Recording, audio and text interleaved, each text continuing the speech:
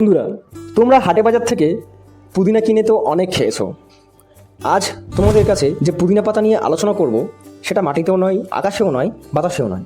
সেটা চাষ করা হয় জলের মধ্যে। কি করে? চলো বন্ধুরা, তোমাদের দেখাই জলের মধ্যে তোমরা কি করে পুদিনা পাতা চাষ করবে।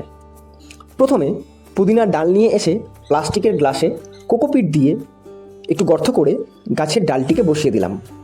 আগে থেকে তৈরি করা প্লাস্টিকের জারের মধ্যে সামান্য একটু গুড়, খোল ও জৈব সার এবং একটু জল নিয়ে পুদিনার গ্লাস সহ প্লাস্টিকের গ্লাসটিকে জলের মধ্যে বসিয়ে দিলাম।